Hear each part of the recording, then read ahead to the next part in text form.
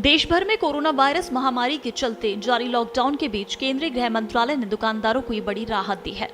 केंद्र सरकार ने शुक्रवार को कहा कि निगम क्षेत्रों से बाहर वाले इलाके में स्थित बाजार परिसरों की दुकानों को खोलने की इजाजत दी गई है, लेकिन इन दुकानों में सिर्फ 50% ही कर्मचारी काम करेंगे और मास्क पहनने से लेकर सामाजिक दूरी सहित सभी तय दिशा निर्देशों का पालन करना होगा।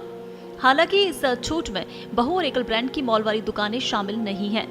केंद्रीय गृह सचिव अजय भल्ला ने आदेश में कहा कि नगर निगम के दायरे और उसके पड़ोस में स्थित सभी एकल दुकानों को बंद के दौरान खोले जाने की अनुमति होगी।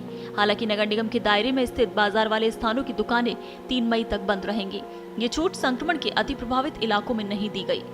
आपको बता दें, भारत सरकार ने कोरोना से जंग के खिलाफ पहले 21 दिन की लॉकडाउन की घोषणा की थी, जो कि 14 अप्रैल को खत्म होना था, लेकिन महामारी के बढ़ते मामले देख सरकार ने 3 मई तक लॉकडाउन बढ़ा दिया।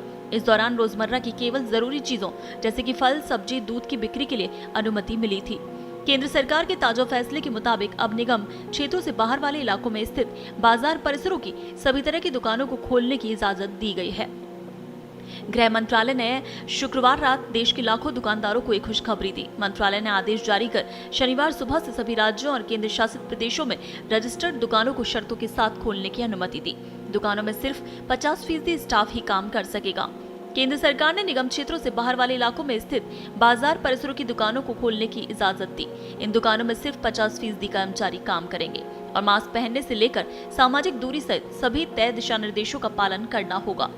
केंद्रीय गृह सचिव अजय भल्ला ने आदेश में कहा, नगर निगम के दायरे और उसके पड़ोस में स्थित सभी एकल दुकानों को बंद के दौरान खोले जाने की अनुमति होगी। हालांकि नगर निगम के दायरे से स्थित बाजार वाले स्थानों की दुकानें 3 मई तक बंद रहेंगी। ये छूट संक्रमण के हॉटस्पॉट इलाकों में नहीं दी गई है। आपको बता दें, केंद्र सरकार ने 20 अप्रैल के बाद लॉकडाउन में कुछ छूट देने का वादा किया था। ताजा छूट से छोटे व्यापारियों का लॉकडाउन में होने वाले नुकसान में कुछ कमी आने की संभावना है। 24 अप्रैल को लागू किए गए लॉकडाउन के बाद फार्मेसी और कुछ जरूरी चीजों की आपूर्ति वाली दुकानों को छोड़कर सभी दुकानों को बंद करने का आदेश दे दिया गया था। आपको बता दें, भारत में कोरोना वायरस के कुल मामले 23,400 का आंकड़ा पार कर चुके हैं।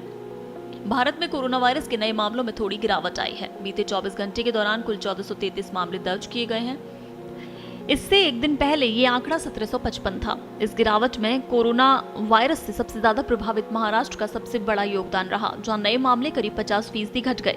हालांकि दूसरी तरफ बीते 24 घंटे के दौरान कोरोना वायरस से मौतों की संख्या में बढ़ोतरी देखने को मिली। इस दरमियान वायरस ने 54 लोगों की जान ले ली, जो एक नया रिकॉर्ड है। इसके साथ ही देश में कोरोना वायरस संक्रमण के कुल मामलों का आंकड़ा करीब 25,000 हो गया। इससे अब तक कुल 780 मौतें हो चुकी हैं।